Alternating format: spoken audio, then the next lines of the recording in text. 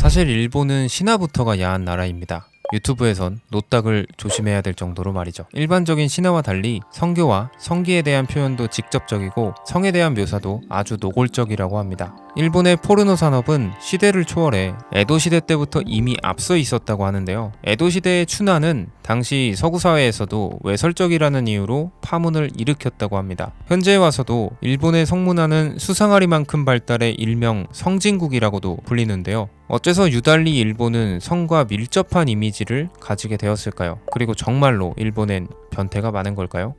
송 소장.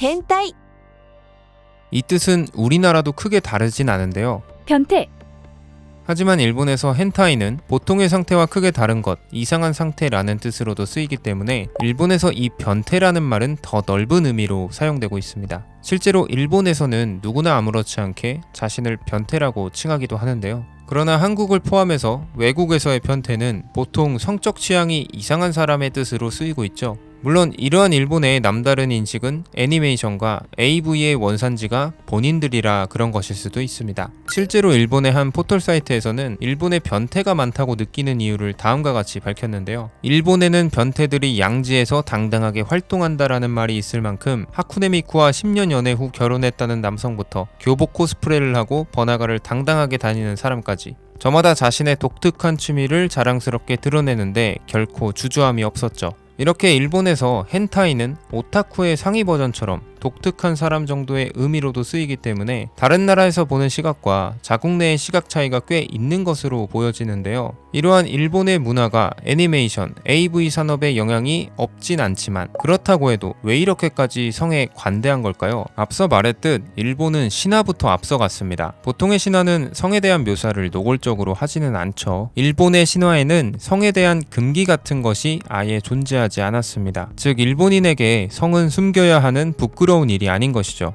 고대 일본의 결혼은 현대처럼 식을 올리는 개념이 아니라 남자가 한밤중에 여자의 집을 찾아가는 것이었다고 합니다. 이를 요바이라 불렀는데 심지어 농촌에서는 마을 처녀와 과부는 모두의 것이라는 마을 내의 공유 개념을 나타내는 말로서 존재했다고 하는데요. 지금으로선 도저히 납득이 안 되는 풍습이지만 이는 메이지 시대에 일부 1처제를 제정하기 전까지 성행했다고 하죠.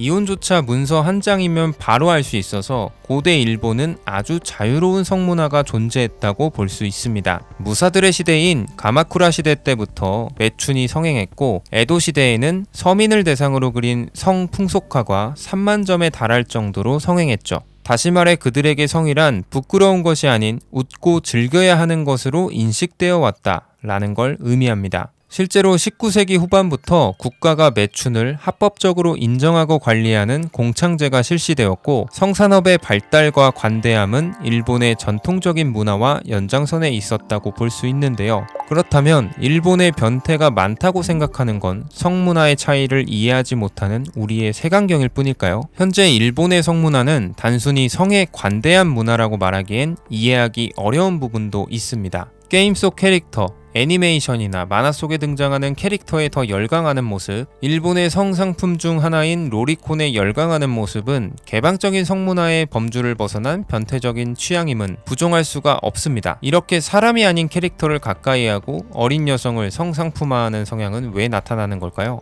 헤이안 시대의 한 소설에는 이런 구절이 나옵니다. 아름다운 아기를 업고 있는 아기 엄마에게 남자 주인공이 말했다. 이 아이가 크면 데려가겠소. 그 증표로 내 허리띠를 맡기오. 아기 때부터 플러팅을 시도하다니 상상을 초월하는 변태다 라는 평도 있는데요. 일본 문학작품 속 어린 여성을 좋아하는 남자 주인공의 모습은 꽤나 흔하게 볼 수 있다고 합니다. 일본에는 아이돌 문화가 발달해 있죠. 매년 투표로 순위 경쟁을 하고 더 어린 새로운 멤버를 교체하는 시스템을 유지하고 있죠. 애니메이션 미소녀에게 열광하고 사랑에 빠지는 모에 문화 또한 이런 특징을 상품화한 것인데요. 이에 유엔은 일본에게 JK 비즈니스를 금지하라고 권고하기도 했습니다. 어린 여성일수록 성상품으로 가치가 크다고 여겨져 온 일본 문화와 성을 사고 팔 수 있는 하나의 상품으로 인식하는 사회적 분위기를 꼬집는 발언이기도 했죠. 애니메이션을 일본의 전통 예술로 여긴다는 발언은 이해하겠지만 사람이 아닌 2차원 캐릭터와 연애를 넘어 결혼까지 해버리는 모습은 사람과의 관계를 어려워하는 현대 일본의 어두운 모습의 이면이라고도 말합니다. 송 소장.